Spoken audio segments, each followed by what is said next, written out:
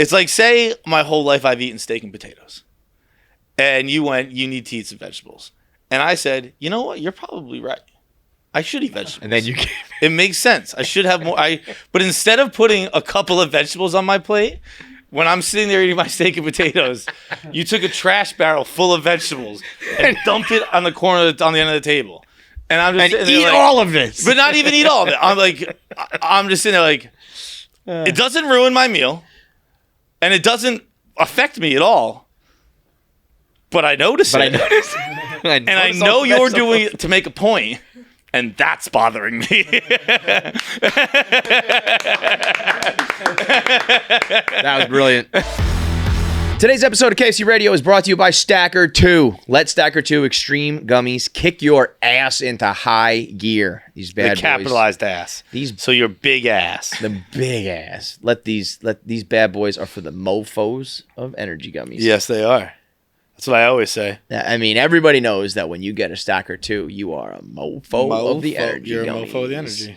So Stacker2 Energy Gummies, Extreme Energy Gummies, will jumpstart your game on the field or in between the sheets even. Ooh, so whether you are a mofo you on better the not field, be a mofo. or you better be a mofo on if you're a mofo in the sheets, you better be real quiet about it.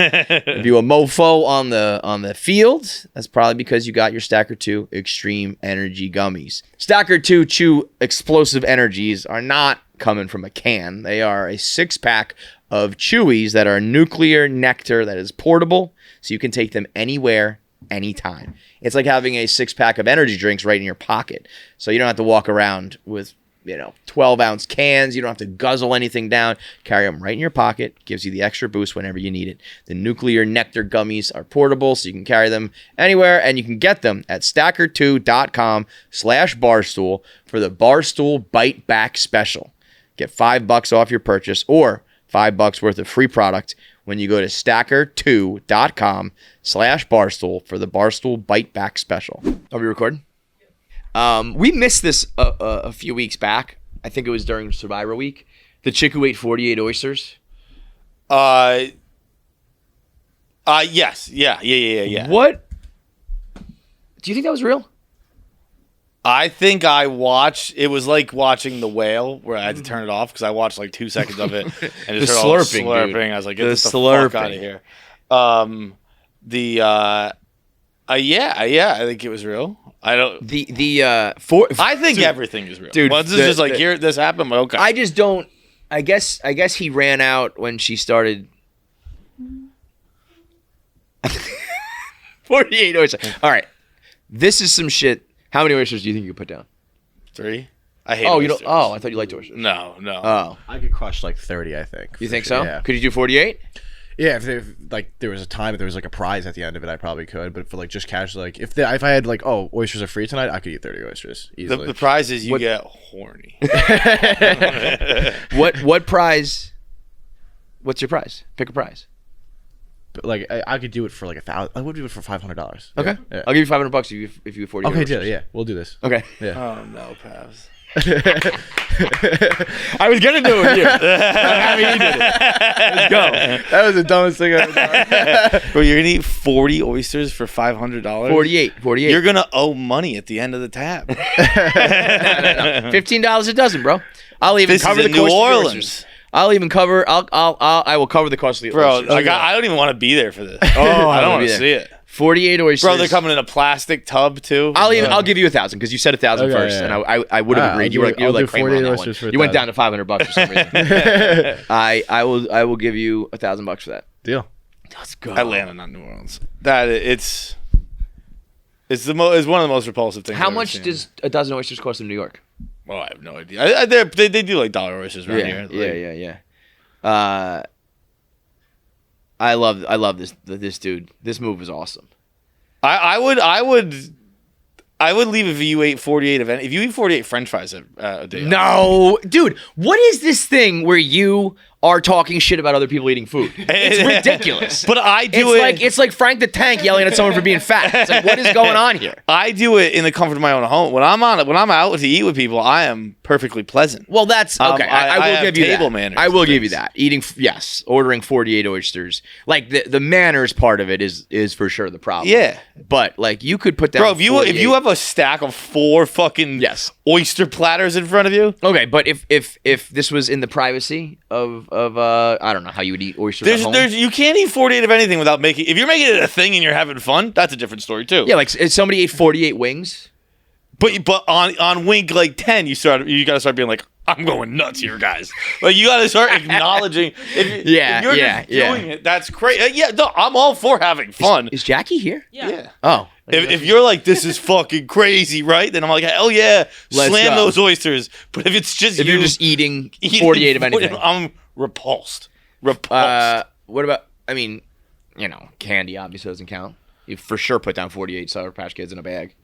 Did you say fries before? What's up? Did you say fries? I said fries. That's that's like a carton of fries. so easy to It's like do. a large fry. Yeah. I mean, I was making a bit of a joke, but if you're eating all of your fries on your plate, garbage person. I actually, so I had an idea the other day. If you get fries, you pick out, you have like 5-10 of them on the plate. Leave the rest to go. I need them to go a little bit further with the idea of the sampler platter, because there are times where I literally want like one bite of fries. Yeah, I just want to get like the flavor in my mouth. Yeah.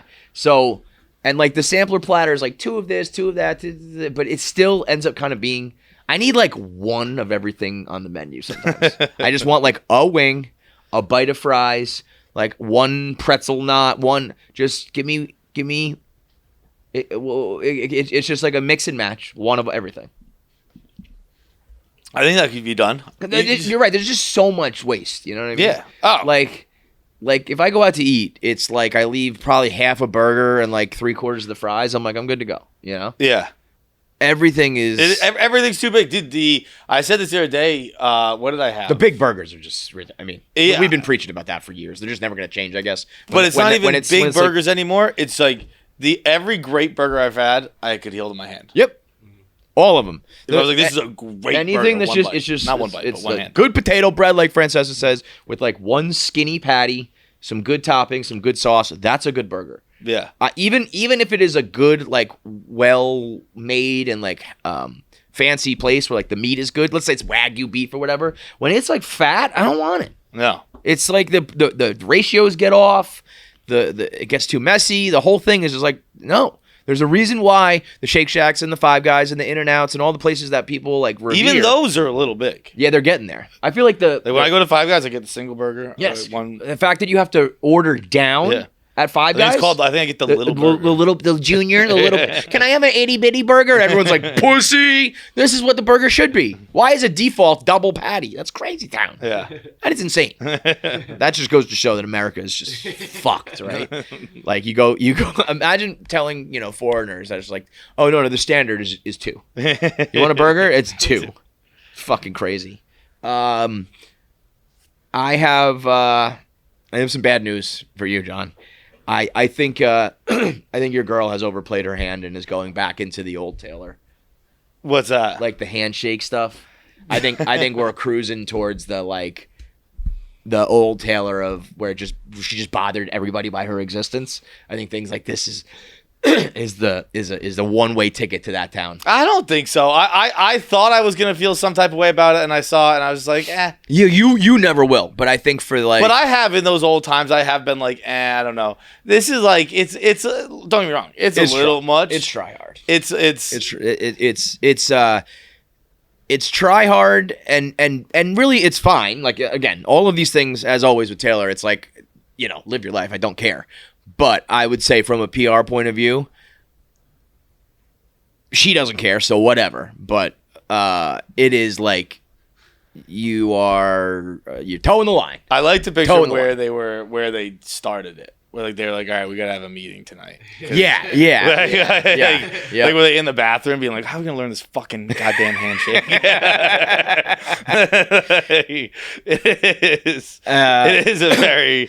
I do think it is more of a flex for Taylor, where she's like, I can just take this world over. not even take this world over. She's like, she was just sitting at home, becoming a billionaire, selling tickets at everywhere, sold out, setting records at AMC. Did I hear she made $4 billion on the tour? I don't know. I thought I heard that which is crazy. I know she was making $1 billion. That actually would surprise me. That's too much, right? I heard like projections were she like became a $1 billion, billionaire from the tour. Yeah. Nope. $4 billion. 4.1. $4.1 billion. Stands to make. So that might be with when the full international tour is done. Yeah. But like that, she's just gonna buy the Chiefs when she's done with this. Dude, imagine that. But imagine if she bought a team. Imagine all these, dude. Please. Oh, I would love nothing more than for all these NFL fans who are like, get Taylor out of football. And she's like, I'm buying a franchise and I'm naming them the Swifts. Bro, the year is 2028. Every NFL team is either owned by Taylor Swift or a sheik from the Middle East. Who could she buy right now? Who's like in the worst shape? The Jaguars. The Jags. Yeah. Buy the Jacksonville Jags, move them to, I don't know, some fucking... Nashville's already got a spot. Whatever like a big country spot would be. Whatever. She could put them on the fucking moon. She's Taylor Swift. Oh, that would be so good. But I like to think it was that she saw how popular she was. She got bored. It's like the game where Larry Bird only shot lefty. Yeah. Where she was like... I'm going to challenge myself now. She's like, who are the two most like hated people in football? I got him. I'll turn that franchise around real quick. Like, dude, Travis Kelce was definitely one who had like... He was like... People liked him. He was more liked than not. He wasn't, douche. But people did think he was a douchebag. He had the douche. And then Mahomes, Brittany Mahomes, and Jackson Mahomes. Well, by far two of the most hated people off the field in sports. Was she fucking around with Jackson? No, but he's standing right behind them. If she can turn Jackson, they did like something to each other. If he's like in a music video, if the Swifties like turn to like him, and all of a sudden he becomes like Brittany Mahomes is one thing. I find Brittany Mahomes is a perfect example of the internet. And she's also an example of like a pretty white girl who's hated. Like, yes, dude, that game when people were furious that she sprayed champagne. No, that was crazy. Nuts. That was the most. So that's what I mean. That like, but when I say the internet, I basically mean more like life, where like, especially right now, if you just look like her, and you have a little bit of a like when she cheers, she goes like. Yeah. You just have a little bit of a face that's not the best when you're excited. If you screech a little bit, if you just do like one little thing that is on the side of annoying, people will hate your guts. By all accounts, that girl is like perfectly fine. Yeah. There's never been a single story I've ever heard of. And that's except people were so desperate to hate her when she sprayed champagne when the Chiefs like clinched I think they won the conference. They won the conference. They won the AFC Championship. They were like, there are people in the crowd who might be sober, and you're spraying alcohol on them. There was one person I think that said like you could get a DUI, and pulled over, and I was like, I mean, give me a fucking break. That girl, and she got like, see that face right there? Go back up. That face on the right. People hate that. Yeah. They hate that. A white girl who's just like, and it's, what does she do? What's she supposed to do? That's her face. That's her face when she gets excited. She cheers on her man. Jackson Mahomes does her no favors. I'm sure there's part of her that's like, I wish you were different, you know? But like. There must be other things, but like. I really don't think, I think we would know by now, dude. So crazy who got mad about that. And it's the Chiefs fans, right? She's not away. Yeah, no, it's the Chiefs fans. Yeah. Like. That, if you don't like that, it's crazy. It's one of the more. I don't know if I've seen it in a long time, or maybe I never even saw it. I just heard about it. The fact that the people were furious about this at their home stadium is nuts. No, and you know what? I on part of me, as you know, a lifelong hater myself, I like to hate on people who deserve it. Part of me thinks, as a hater, it's almost impressive for Chiefs fans. It's Patrick Mahomes' wife. Yeah. You should fucking take... I don't know. They didn't get they're married. Yeah. You should take a bullet for that girl. And instead they're like, this girl sucks. That is how powerful the internet and hate can be. But I think by now we would have heard. Like, we heard Jackson Mahomes, like, it started out with the little things. The fucking... He wouldn't pay a tip. He left on the bill. He was rude. Then it went to that whole weird pervert shit. I think we would hear about Brittany Mahomes being like a bad person by now. She's just not. She's just not likable. I fully relate to that. I'm like, people hate me because they're like, I just don't like your face. I don't like your voice. I don't like you. I'm like, okay, I get it, you know. But I feel like a lot of times there's not much of a reason, and certainly with her, there's none. But if there's one person that will just like, you know, bowl over that shit, it's Taylor Swift. Yeah. If Taylor Swift's like, she's cool. She's cool. I don't think I think I'm sure Taylor Brittany Mahomes Swift is like, yes. I think Taylor Swift has gotten. I don't think she can ever go back to that time you were talking about. Yeah, you're Like, probably she's too right. big. You're probably right, but boy, she is testing it. They're like Like, it people just- are like angry about it and they're sick of it, but like, it doesn't. It doesn't matter. It I mean, doesn't we were matter. just talking about 1 Minute Man. He was like, "Did you do the handshake?" And I was like, "I gotta stop eventually." Right? But I was saying like, you know, there's just too much. There's too many people who like her or are like parents or like, you know what I mean, who are like they probably need a video like that to show the handshake. You know? And I it's think just also instant views. when Just ride the she wave. was doing that, like when she was like, I forget. I think it was like pre-1989, or maybe it was between 1989 and Reputation. I forget when it was. Obviously, Reputation was kind of the comeback from it, but like, she was still kind of like a little girl. What? Yes. And now she's like, Yes. I'm a woman, And I fuck fucking you. run I shit. don't give a fuck. There was no like, I mean, obviously she was rich and shit, but, and maybe this was already there, and I just hadn't heard stories about it, and maybe people started writing more when you become an adult and shit, or maybe she started doing it.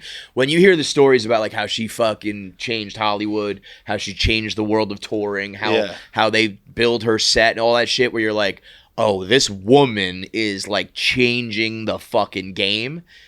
Whereas whether either she wasn't doing that yet or they just weren't covering it yet, it was just like, she's a girl on tour, you know what I mean? Yeah. And now it was it's like, definitely oh, kinda- don't fuck with this chick. you know? her reputation or her, but it's not just reputation. Like I do think it was like the character she was portraying as well was more like, I'm just fun and whatever, and Well, that's easy dude, to you know step what it on. is? I mean, where now she's like, I'm a bad bitch. I've said and it. I don't give a fuck about your opinion. I've said it a million times, and I'm sure she would disagree with me, but I think I'm right in the long run.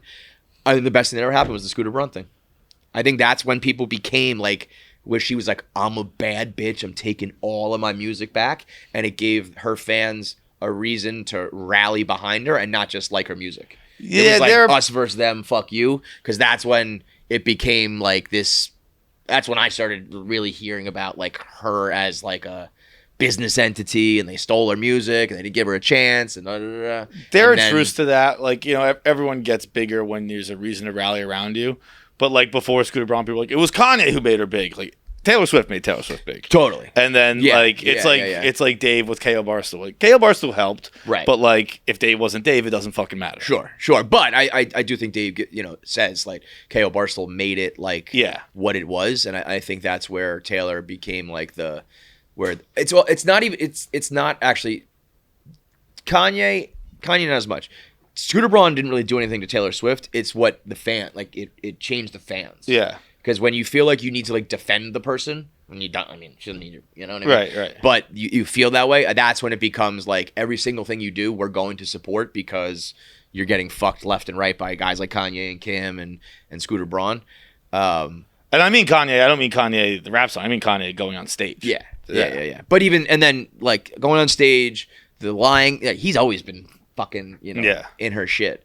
But so she'll probably never be anything other than what she is now. She's like reached a point of no return.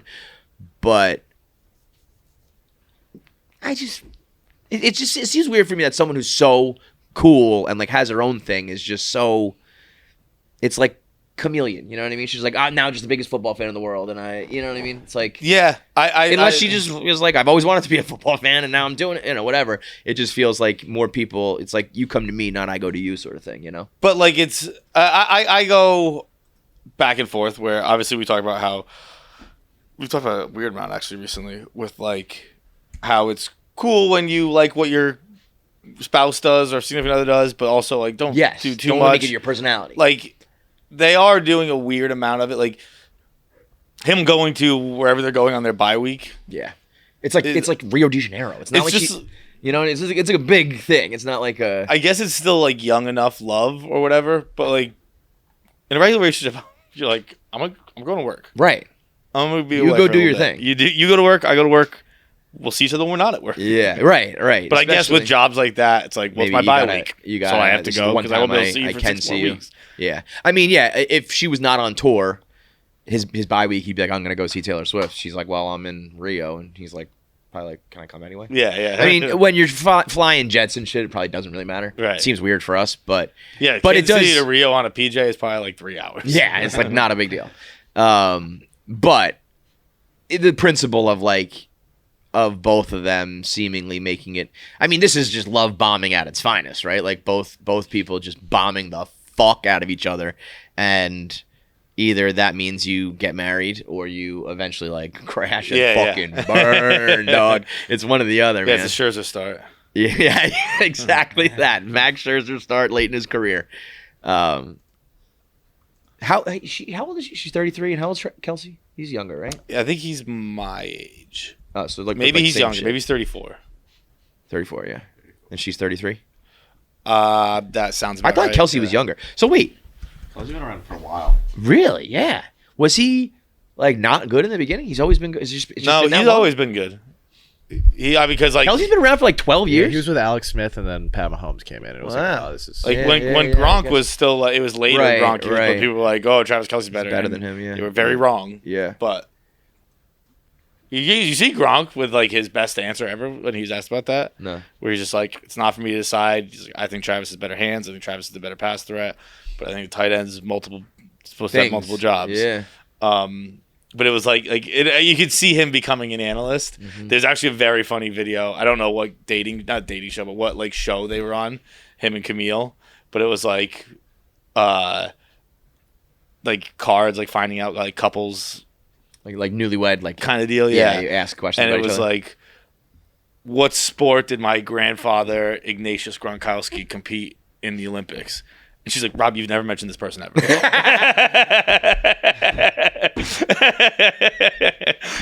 the fuck would I know this? Yeah. He's like, I can hear Camille saying that. he's like, yeah, this way. He's like cycling. She's like, whose grandfather? What are you talking about? Your grandfather's in the Olympics. And then he goes, this is great. I'm winning. This reminds me of the show I was telling you about over the weekend. Updating.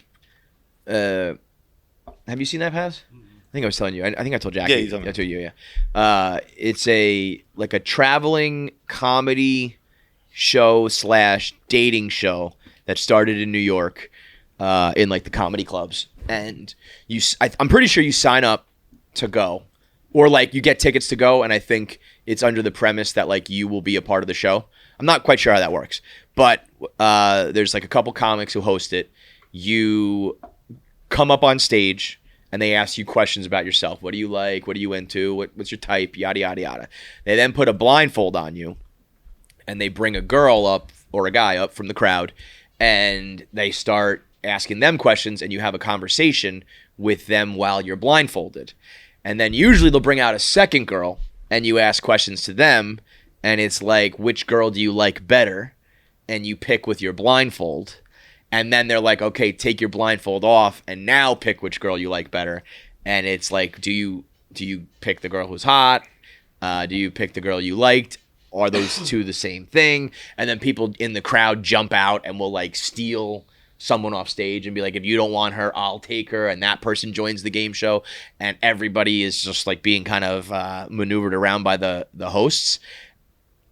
And I can't think of something I would ever do less than this. I when you were telling me about it, if we were on the road, and you told me about it for a little while, not like over the top, but like let's say 3 straight minutes of you explaining this to me. And for 2 minutes and 50 seconds, my head was going, oh man, how are you going to pretend to like this? How are you going to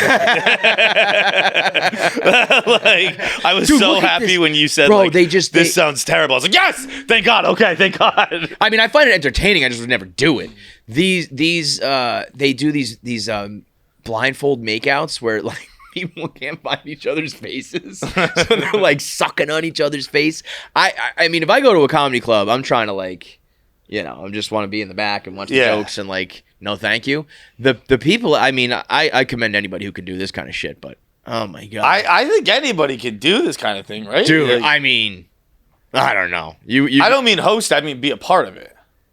I would never. I would rather host this than be a part of it. You'd rather do this? Oh, I'd everybody? rather be a part of it than host it. Because you don't want the awkwardness? Yeah. You would rather be the awkward than like orchestrate the awkward?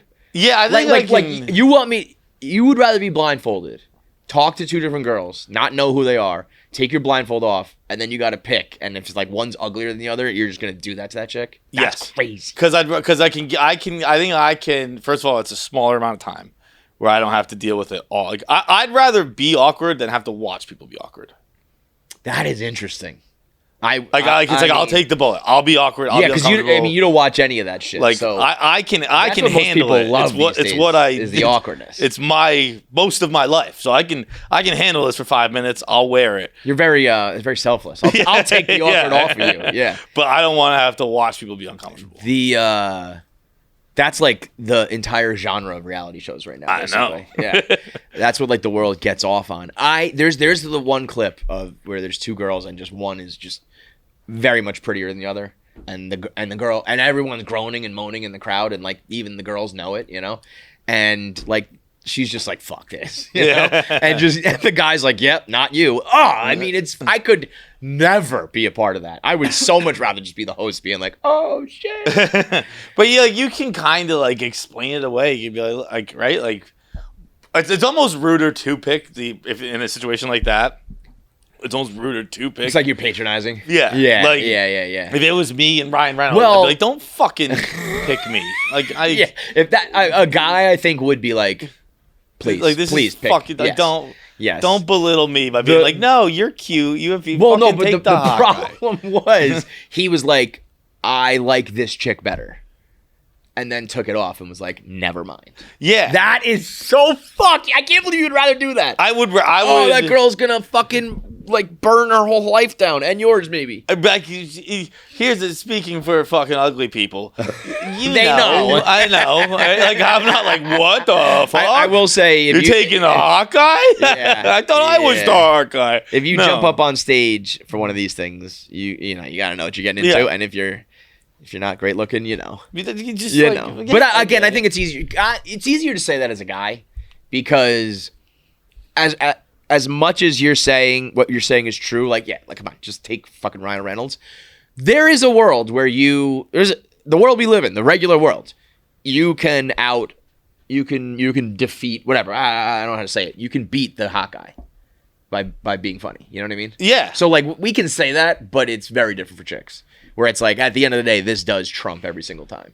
Whereas a guy, it's like, it's fucking insane, but there are probably women out there that would pick you over Chris Hemsworth. No, but I agree with you that a guy, which is nuts. The way it works, like guys have it, but like you're not talking about like a grotesque guy can't beat a hot guy because he's funny. You can like a good looking guy can beat a hot guy because he's funny. I mean, you're talking like truly like ugly. Well, like listen, the true uggos are fucked. Yes. On both sides, the really really ugly. But people I think I would like. I'd rather hang out with a woman who I think is like I'm attracted to, and is funny and cool, rather than just like straight up hot. Like, it doesn't help me that the person I'm using is also incredibly charismatic. Yeah, but like if there was just some fucking cardboard cutout of a hot dude with no personality. A good question. Do you think maybe I disagree with what I just said, because I guess it's more guys are looks and girls are like money.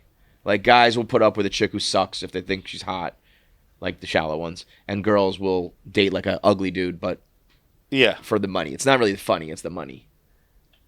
Yeah, I get it. And then the funny is for both people, both sexes, kind of. Yeah, it's like both of us would rather be. You have like a fun personality, and I'm like, with anybody, you have to be attracted to them first. But if it's just like, oh, this person's a fucking 10, but this person's like a 7, which is cool. Like I don't know, maybe I'm old, but like I think that's how I've been, and I think how people I know have been like throughout our whole lives. When do you think you stopped? Like I would never even tolerate someone who I didn't like at this point, like even just to fucking smash one time and just be like, I'm not even gonna spend a night with you. I have a different answer. You still would? Yeah, I'm talking about relationships. Yeah. Well, okay. I mean, yes, maybe a night, but like, if you would, how long then? Until she broke up with me, probably. I feel like once you get once I'm in the handcuffs, man. Yeah, that is true. Not Houdini. It's tough to get out of. But what I think there's so many of us like that who are just like it's not wanting the awkward. It's just like I'm not gonna break up with you. It is. I absolutely should. I know where my heart and my head is. It makes me a bad person. Totally. Like totally. It is. No, it's not a redeeming quality. It's that's the same thing. Huge character flaw. I used to like think of that as like it's like kind of the Irish thing in me, like this. It's stubbornness, but it's like we'll make it work and blah blah blah. And it's like no. This is a terrible way to be. Same thing with when I first heard that term love bomb, I like never. When did you first hear that? A few years ago. Oh, okay. I never heard you use that. I was like, Kevin just learned that. No, but I so what is it? I imagine it's just when I can you use it in context. When like first start seeing someone and you just love the fuck out of them, where you're just like I want to see you all the time and hang out with you all the time and like all that shit, and you're texting all the time, and it's like you think that's like you being nice, right? But you're just setting them up for like in 2 weeks you're gonna be like, oh wait a minute, I was just high off the fucking chemicals in my head telling me that, you know what I mean? And then it's like, well, now it's like I wanted to marry you and you're gonna dump me in 2 weeks. So, and I never knew that until this term. I was like, oh shit, I do that, and people are like, don't do it. You know what I mean? Like it's bad. And I was like, oh, I get it. Yeah. Eventually, you learn that you get old enough that all of your personality traits are. You're a love bomber? Yeah. Oh yeah. I can see that. Oh yeah. Big time. Like I'll like I just right off the rip start doing like the cutesy shit and like the thoughtful shit. I was like, I don't know. I was raised to do that. Like be nice to girl, And it's like, yeah, but you don't need to like go over the top with it because in a couple weeks when I get bored of doing that. Yeah. Oh, now that's I've set up. What's up? It's so scary to hear from like a guy's perspective. What? Just being like the cutesy stuff in the like start. And then just being like, oh, you can just like get bored like 2 weeks. Well, in. I say get bored because I'm being an asshole. It's like anything else where it's like everything in the beginning is hot and heavy and fun and da-da-da. And then when you settle into like the regular shit, it's like, I don't know. It's more like I thought there was going to be something there and then you realize there's not. And it's like, well, now, I don't know, you're like fully hooked and it can go both ways too. Yeah, you know what I mean? But I feel like it is a danger. I would be scared if I was a chick too. Yeah. Girls do it, right? I feel like every girl I've ever been with does it. Yeah. I think it's more last expected. longer? So you're like there's always this idea of like guys are kind of like single and running and women are trying to like lock you down. And when it's the reverse, or the guys like, I want to be with you, I want to hang out with you, I want to see you. Yeah. What do you like? What's your favorite this, favorite that, all that shit. Girls are like, oh my God, like I found a good one. And it's like that feeling subsides. And then it's like, do you still like the person when you're not all like goo goo gaga, So, but I think that girls are like a little bit less driven by like chemicals. Like, I think that guys are for sure, but like also girls like kind of like foresee earlier, like could I have a life with this guy? Like all that. Whereas guys, it's more like now.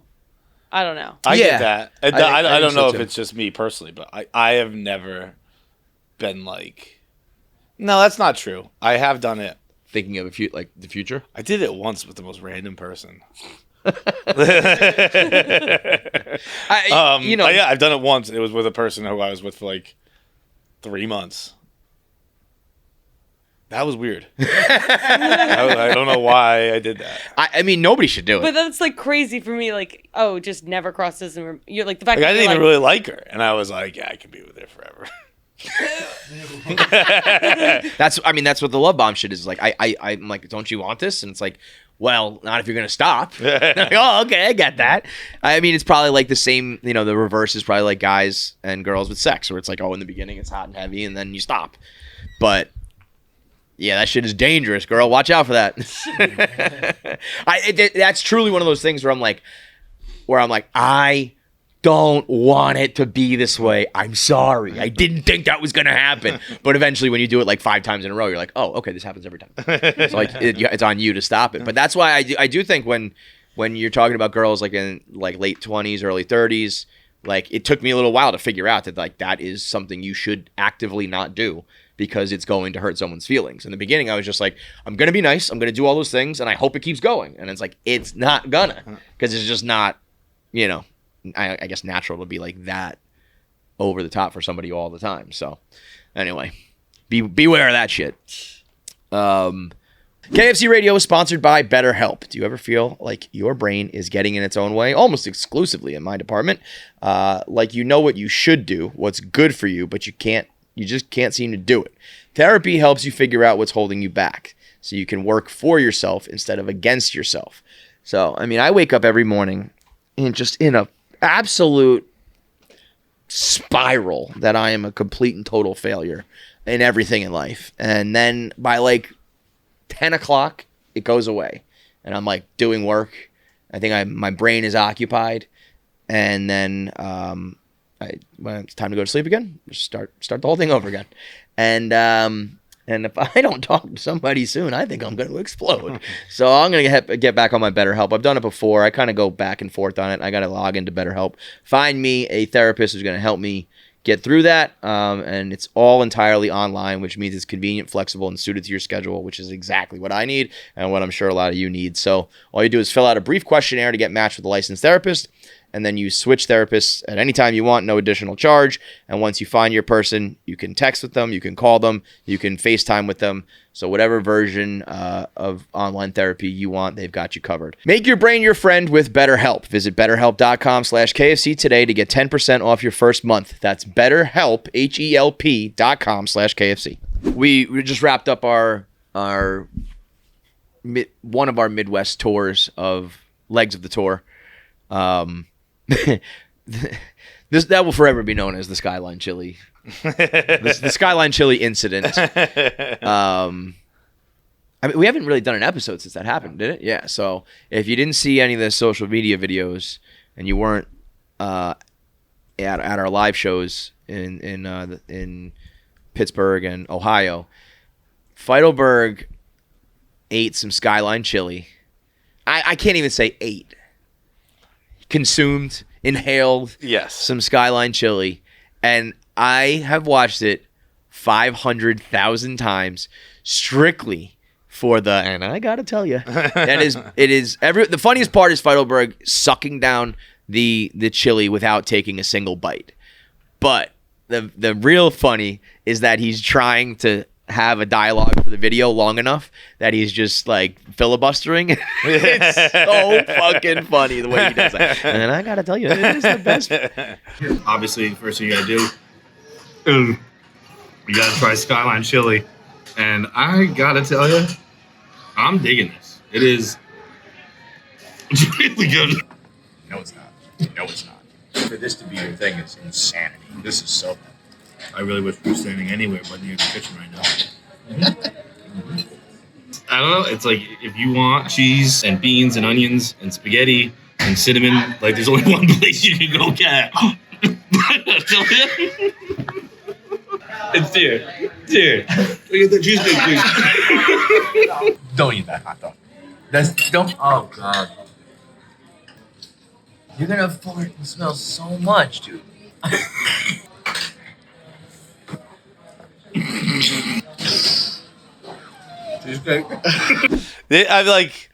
I guess to come. I knew what I was doing here. Yeah. That's what I mean. I can't be like, what do you mean? This is the way I eat. This is the normal way to eat. No. That's what I'm saying. Like you were trying to talk and eat at the same time, so you just coming up with bullshit is very fucking funny. Clapping in the middle. It was. Yeah, I thought that was like. I thought that was understood. Are there? I mean, we're laughing and like. Yeah, I'm sure there are some people who just thought that. Yeah, the next morning, Nick was like, "You got to call in." I don't know how to talk about it. Like I was just being an asshole. I was like goofing around, like swallowing food whole. Yo, there are definitely people out there who like take Barstool way too seriously and think that we're like something that we're not. You know what I mean? Who like compare us to like comedians and shit, and people who are really funny, and they're like, "This is all they can do." It's like, yeah, I don't know. This is the shit we do. We just eat food funny. That's our gig. But it is so impressive. It is so. I tried to do it, folks. I challenge you to do it. Get some. Anything other than like it's got to have some solid to it. Get some wet dog food. All right.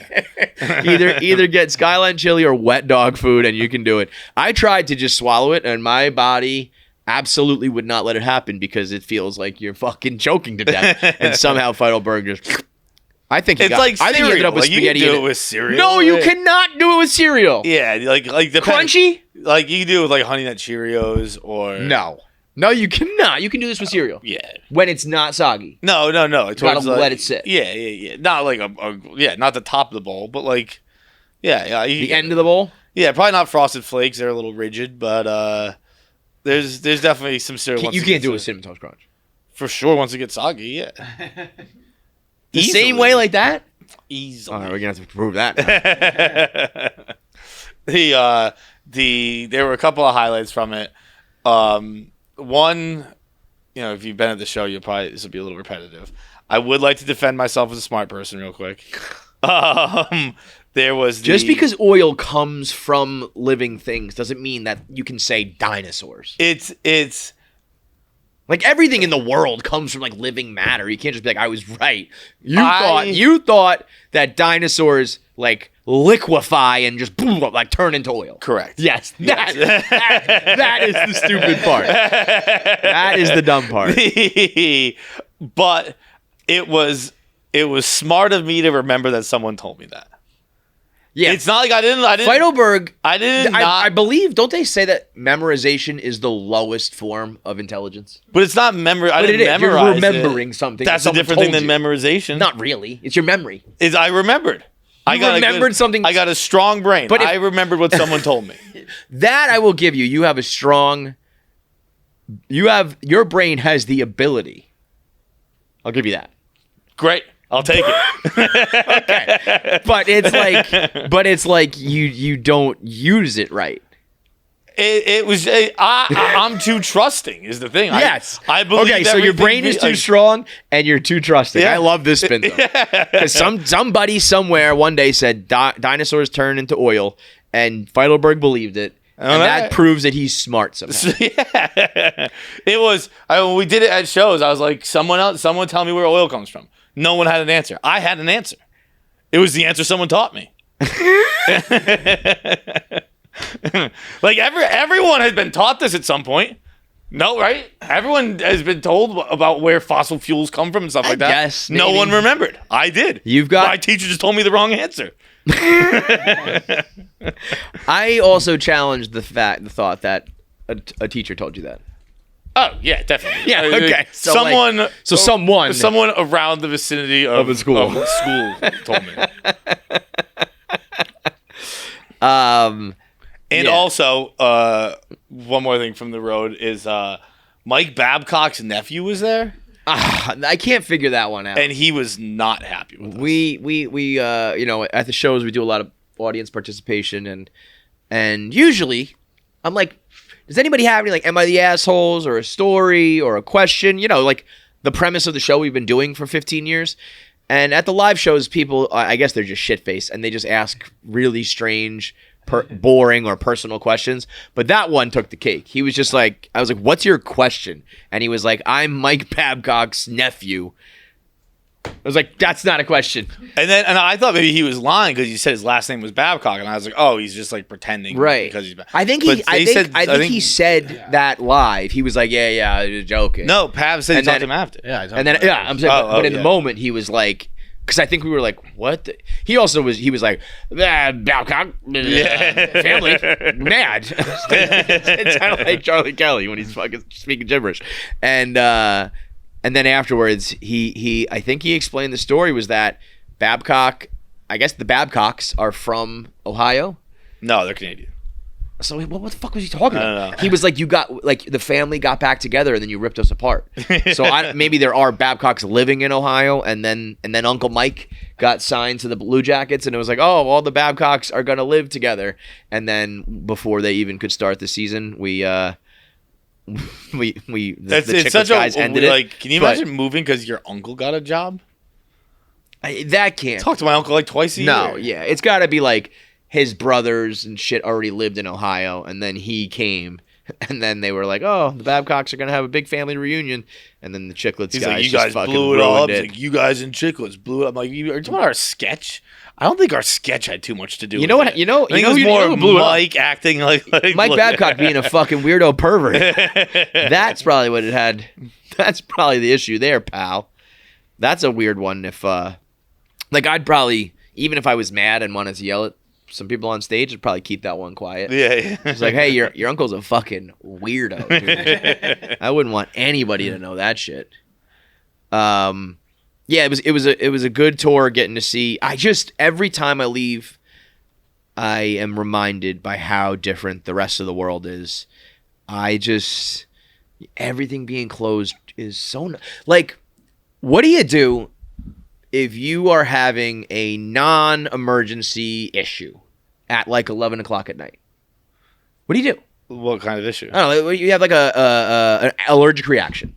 Oh, I thought you were referring specifically to yours. Well, okay, well, yeah, that's what made me think of it. I'm an OCD fucking freak, and I have this one fingernail that I fucked up when I was a kid from chewing my nails too much. So now every time it grows to a certain extent, it's an ingrown nail, and it throbs, and it fucking hurts. So I like always have a nail clipper on deck, and I brought it on me with the road. I must have left it in my one hotel. So I get to the next one, and I mean, when this thing gets going, my day is over. It's ruined. It throbs. It has a heartbeat. I just sit there and I look at it. I was literally laying in bed just being like, I'm not going to sleep. I'm going to sleep. So I was like, let me find a 24-hour spot. I'll just go get a nail clipper from behind let me go to CVS. Oh, wait, those are closed. All right, 7-Eleven's 24 hours. They say 24 hours on the fucking thing. I get there. The sign just says 10 o'clock. And I was like, whatever. This is just my fingernail. But what if you needed to get like Benadryl? What do you do? That's a good question. What if your baby, what if your baby's sick and you need to get its fever down? You just have to go straight to the emergency room. It's either like your own home or emergency room. How does that fucking work? Or even, it doesn't have to be an emergency. I just want some food when the sun is down. How is it, Like that it is. I understand 24 hours is crazy. You don't have to be open until 4 a.m. But I was gonna say, like, the town I grew up in, Fall River, is like a town of like 100,000 people, which is a big city. Well, not a big city, but it's a city, and that has 24 hours. There's always like a gas station. I don't understand how like Pittsburgh didn't. Right. Pittsburgh felt to me, so we went to Columbus, Ohio, which is a college town. We went to Cincinnati and Pittsburgh. Pittsburgh felt like the realest city to me.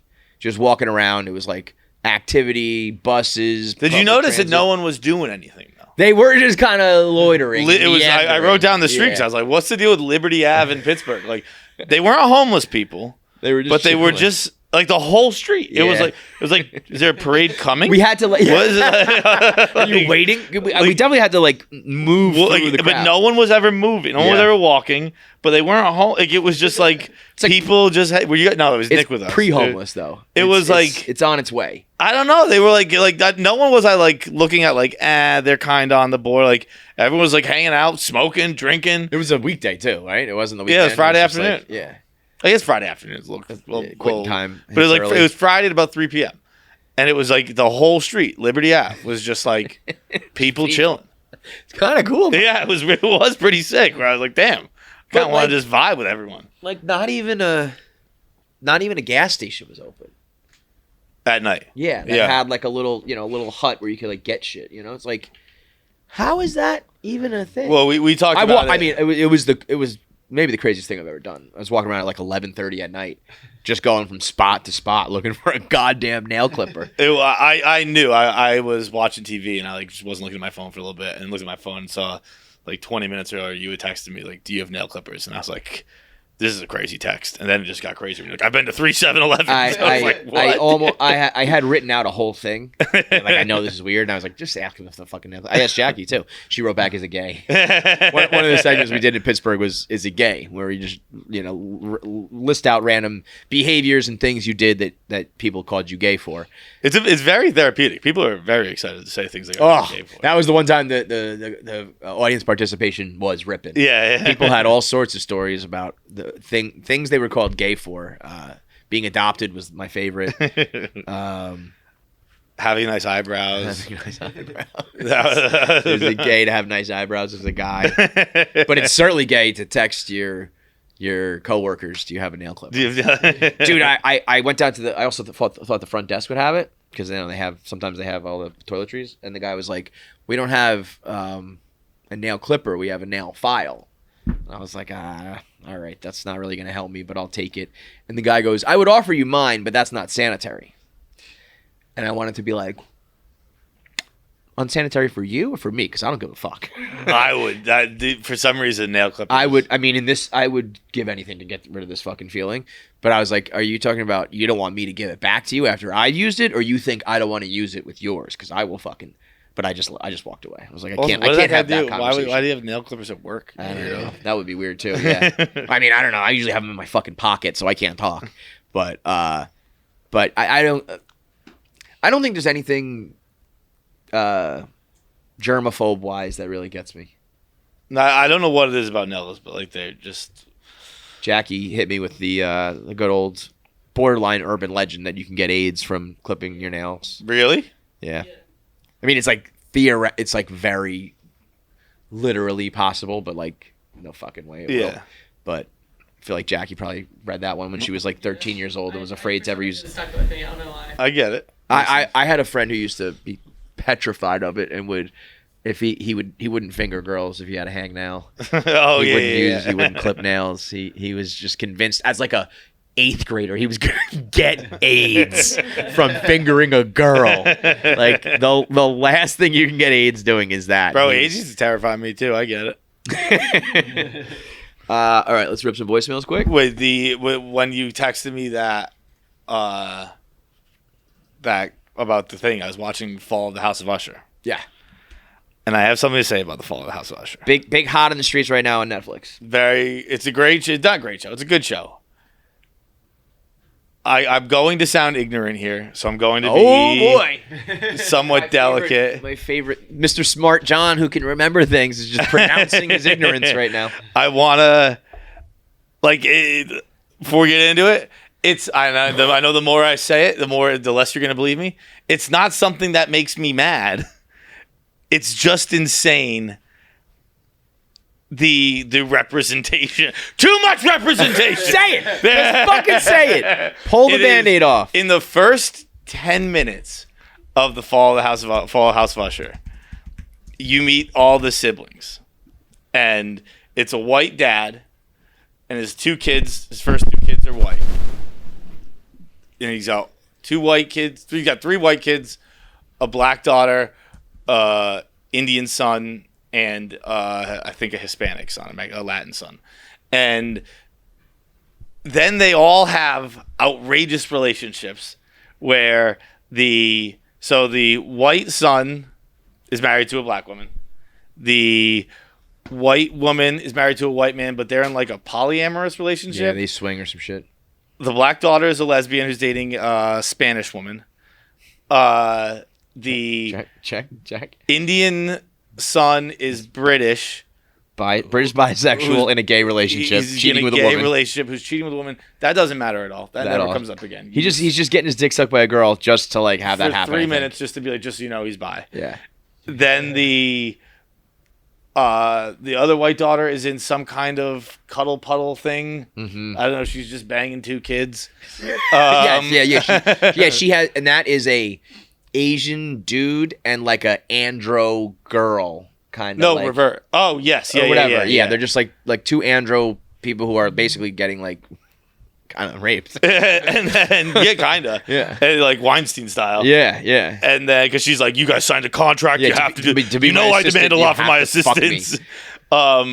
And then even just weird sex stuff is now a thing of representation. Yeah. Just like if you're weird with your sex, you got to make sure that's in your show. And then the Latin son, they don't really ever. He's kind of like amorphous as well. Yeah. And it was one of those things where I was watching it where I was just like, I genuinely, I know you're not going to believe me because I'm saying it out loud, but like I'm not like, what the fuck? Why is this all on TV?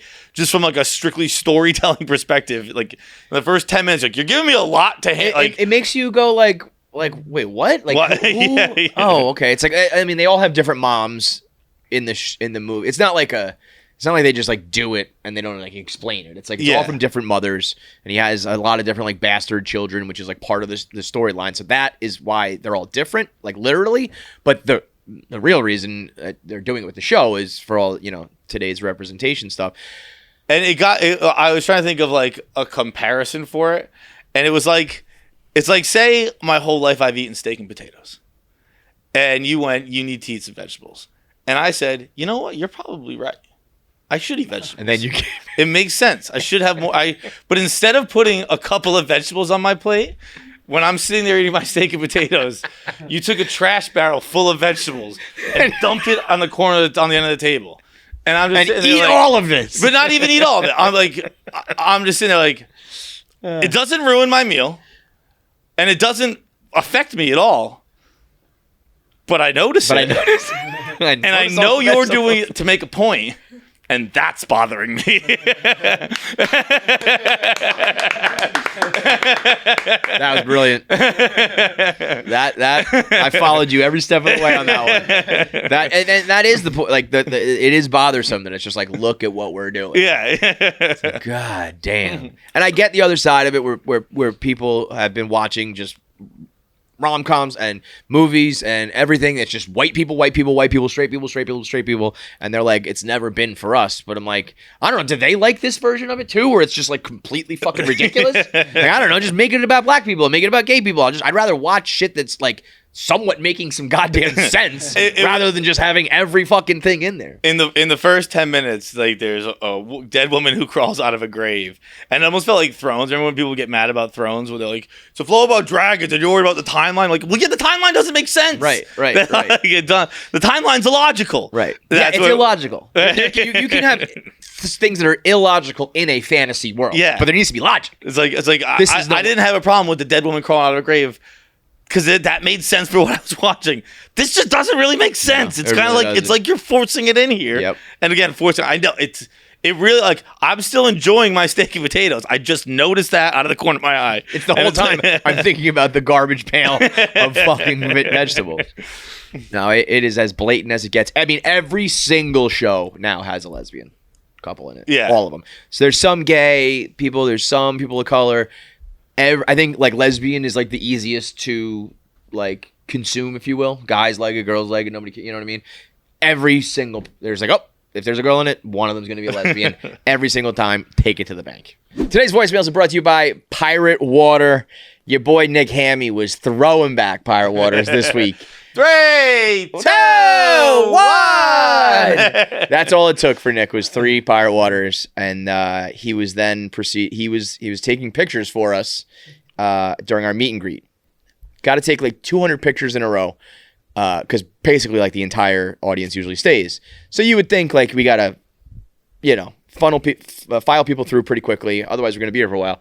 Nick grabbed every single person's phone and went 3, 2, 1 for 200 straight people, and he was so drunk he just didn't even realize he was doing it because we kept cracking jokes. And he's like, "What's going on?" I didn't realize until you said after that probably added 15 minutes easily. I was like, "Oh my god, he's right." Because there was one group that came up and he just went boom and moved, and it was like it took 2 seconds, and I was like, the other ones are taking 45 seconds each. And then what we made fun of him, and he thought he was like, oh, am I like saying that too much? And I was like, yeah, like it's crazy. And so the next one comes up and he goes, 1, 2, 3. And I was like, it's not the order of the numbers. It's not the order. But that's because he had about 3 Pirate Waters and he was good for the night. That's all it takes, man. I mean, we found the Pirate Water in what's up, bud?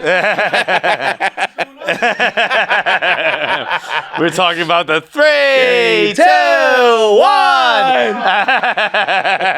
1. You were about 3 pirate waters deep, just snapping pictures. Oh yeah, that on top of the fact, like I do that all the time just to kind of get people in a rhythm, so Yeah, that way they get yeah. the fuck out. But yeah, it was very funny. Slugging the pirate water. On that day. We found you know, every time we go on the road, the first thing we do is find like a local spot that sells it, and we go pick up pirate water. And we found this girl who was buying something else, and we were picking up pirate water, and she was like, "Are you getting pirate water right now?" And she was Emily, like, I believe her name was. she was like, me and my fiance come here like every night to get pirate water, and she was like, "Oh my god, it's you guys!"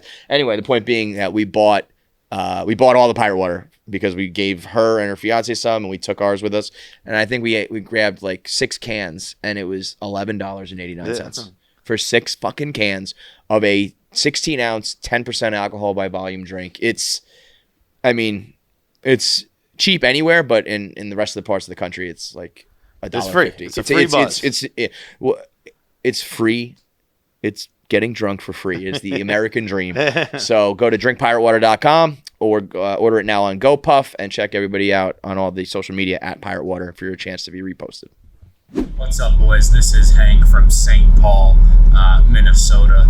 First time, long time.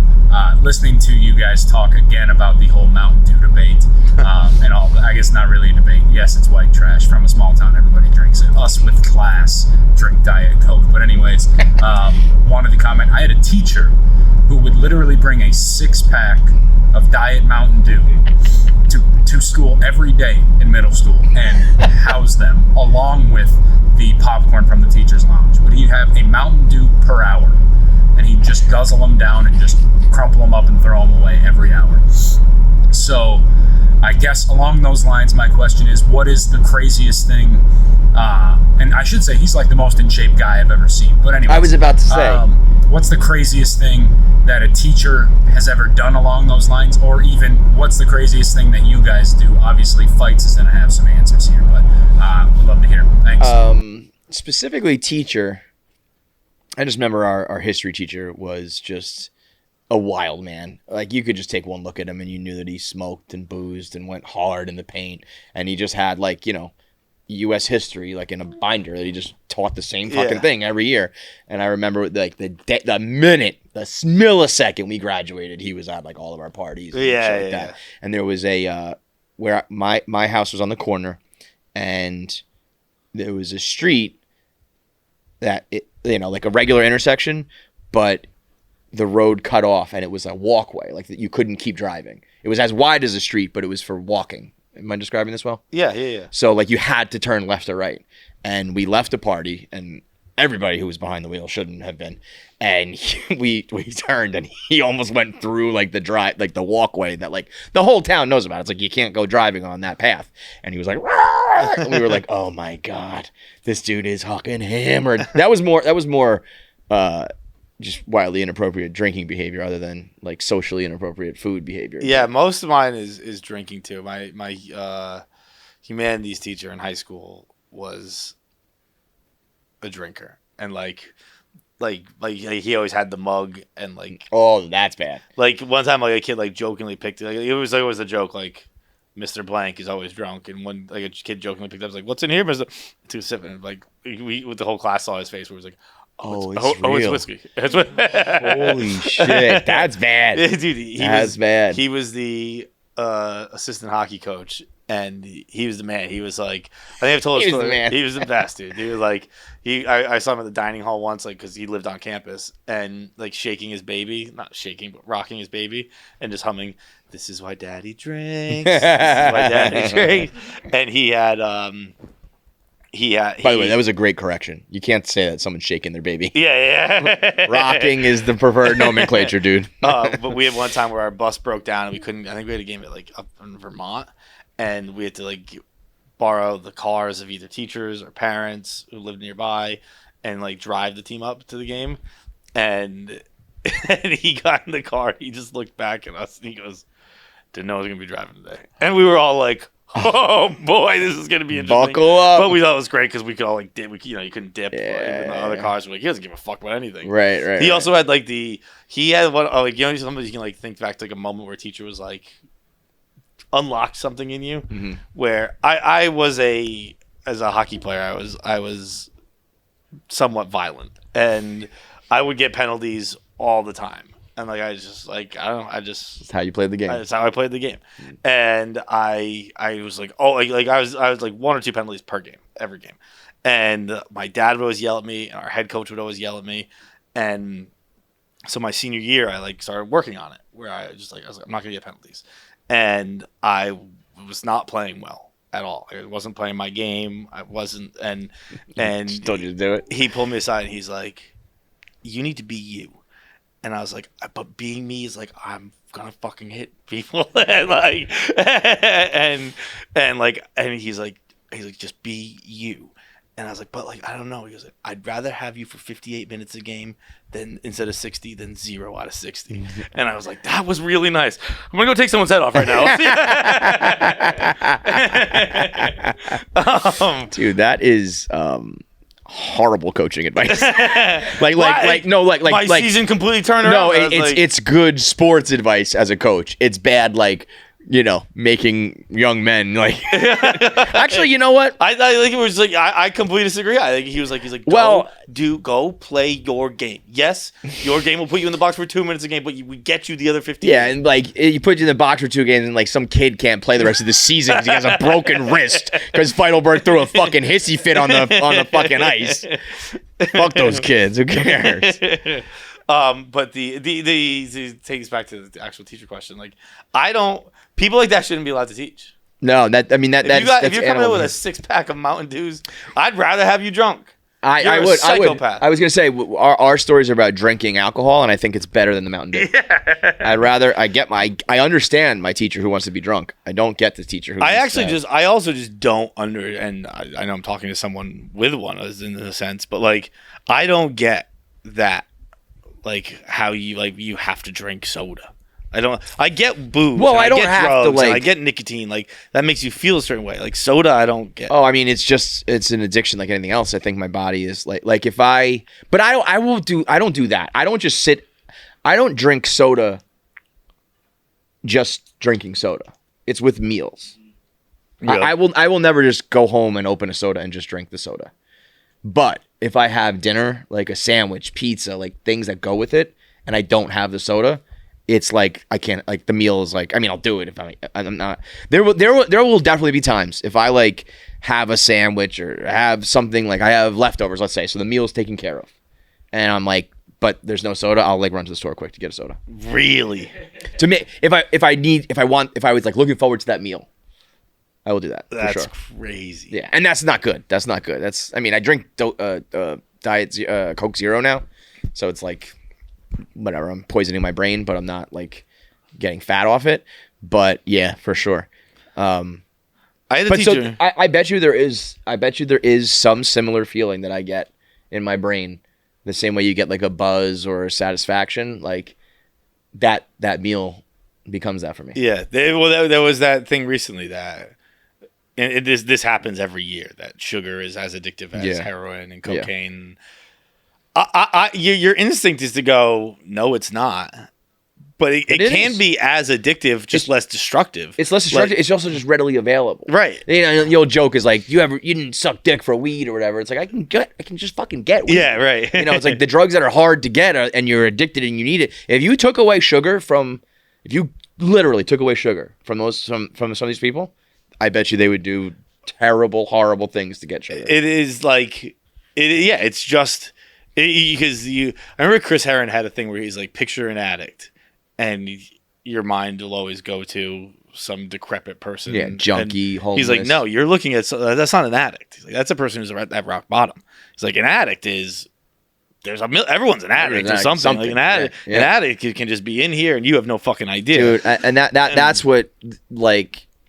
They're trying to change it, but like there's still such a stigma around being a drug addict that like everybody automatically thinks of junkies, and it's every time it happens, people are like, speak up, you should be able to talk about it. It's like, but you can't. You might think that, but like it's still a very heavy part of society that there's just like there's no sympathy, there's no whatever. Yeah, But with sugar, it is just like.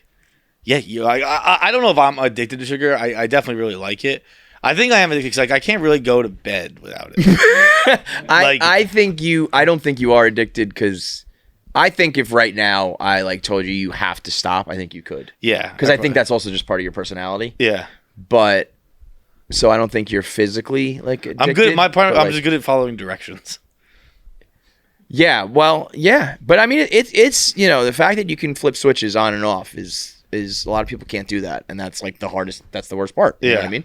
It's like if you can gamble, and then when it gets bad, stop yourself, then you don't really have a problem. Right. Same thing with all the vices. Candies, like you don't feel like you have to because it's not as destructive. But if it became destructive, if you like got seriously unhealthy, I bet you could stop. Yeah. But that's you. I really don't think. I think a lot of people otherwise can't. I guess you're probably right about that. But I am now my nighttime snack is I cannot fall asleep without a peanut butter and jelly. Well, we might be. Oh, peanut butter and jelly. I thought you were gonna say like a little candy bar or something. A full ass sandwich is funny. Yeah. But that's also better for you than some other shit. Yeah. You're getting some protein and stuff. Dude, you're ripping through loaves of bread. You're ripping through jars of peanut butter. I'm assuming that also comes with kegs of milk. Yeah. No, I've been doing waters. See, that's where he's disgusting. I just need to get that's wet. Where I just need my mouth to get wet. It doesn't matter.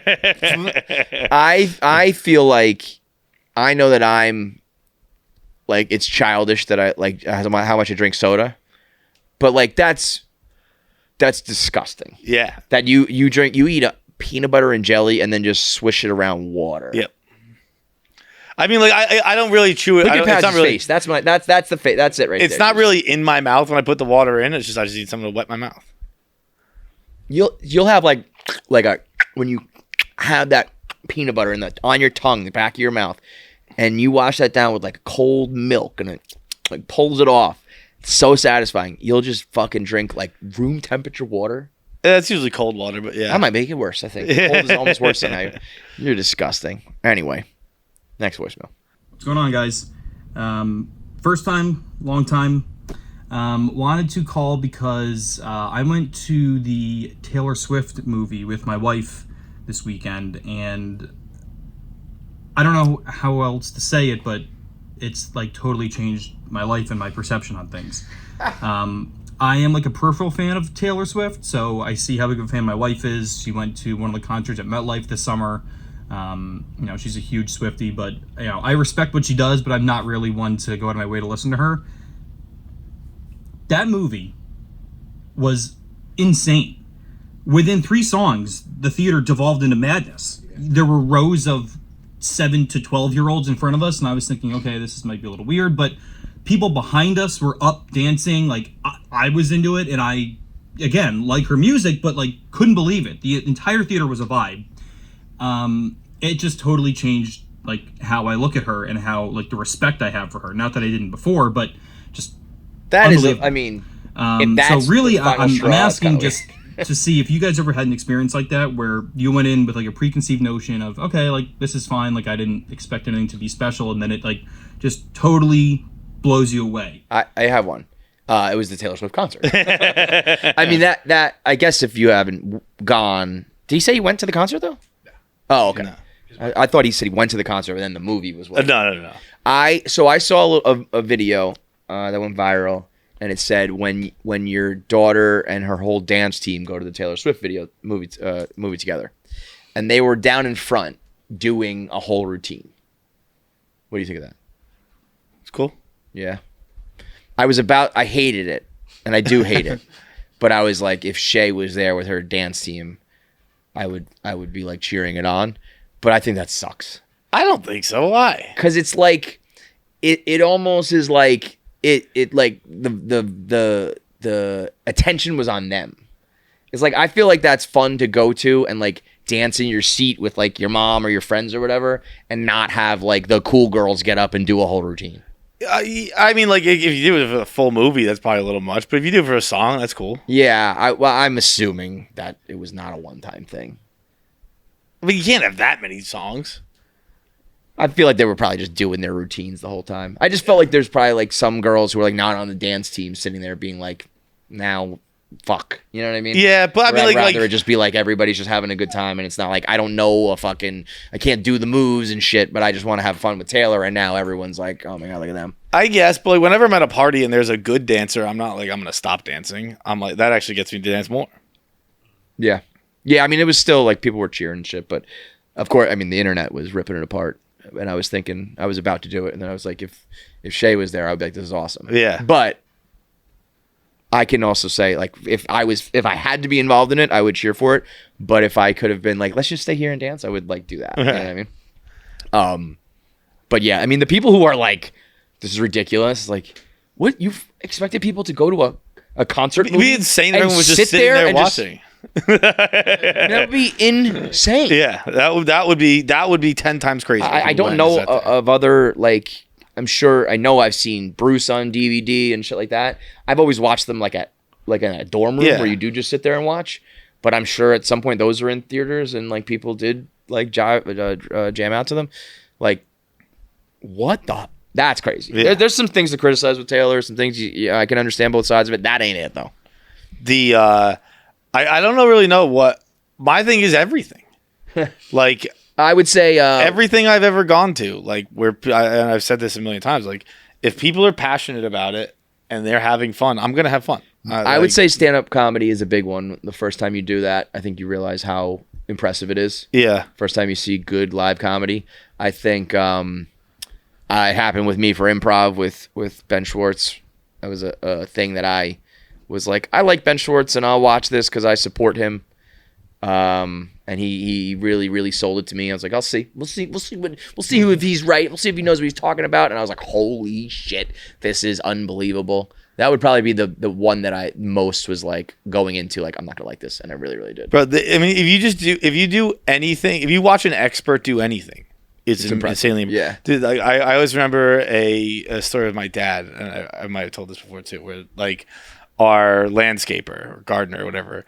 And my dad's a fucking weirdo who like just looking to get a workout in for anything. Yeah. So like when he'd come, my dad'd be like, "I'll help you dig the holes and stuff like that." So like he goes out and helps him, and it's an older guy, and my dad's in shape and stuff like that, and they'd be digging holes for the plants or whatever, and the other guy would dig like 10 to my dad's 1, and my dad would be like, "How are you doing this? Like I'm younger than you, I'm in better shape than you, I'm stronger than you. Like this is art, bro. Like how and." The guy's name was Jacques, and Jacques just held up his shovel and went 30 years. And he's just like, he's been doing it. He's an expert. He knows what. Bro, and like, I watch, it's an impressive thing to watch anyone who's an expert. If you follow me on Instagram, more often than not, my stories are just people who like can draw really cool pictures with like their toes, or like do these cool things with markers, or that guy I showed you with the 3D boxes with the shadows, like things that I've never even heard of. I'm like, what do you call yourself? A shadow box picture creator? Like, what the fuck even is this? I love that kind of stuff more than like watching sports highlights or whatever, where I'm like, I've seen that shit before. Have you seen the woman who paints with her hands and her toes? No. She has this stop animation. What's it called? Time lapse. She has paintbrush between each toe and paintbrush and shit in her fingers and her hands. And she paints with her feet and her hands, and she creates 8 fucking like unbelievably detailed pictures. And the internet was like, I can't believe in 2023 people think this is real. And the comments were like, this is sped up, obviously. Like, and I think they do, like, they cut out the parts where sometimes she gets down on the floor and like, but she does paint with her toes and her hands. Yeah. And if you go to her YouTube, she has a 9-hour video that's like, here's the full unedited, and she's just doing it. And that's insane to me. I can't even begin to understand how you start to paint with your toes to the level of like detail. We're not talking Picasso. We're talking like, faces and hair and like individual details. But the internet was like, nah, this is not real. This is not real. This is just not real. And it's like, no, it's impressive. It's so impressive. You just don't think it's possible. But like, there's so much cool shit out there that people can do, and everybody just hates on it. I don't get the idea of. I think the world is you either go into things ready to hate, or you go into things ready to like it, rather than just let me see what it is. Yeah, like that the Game of Thrones, it stunk. People couldn't admit that. Or, you know, Drake, people are like, fuck this. It's like, why don't you just see where you go? Some things are good, some things are bad. Last one? Yep.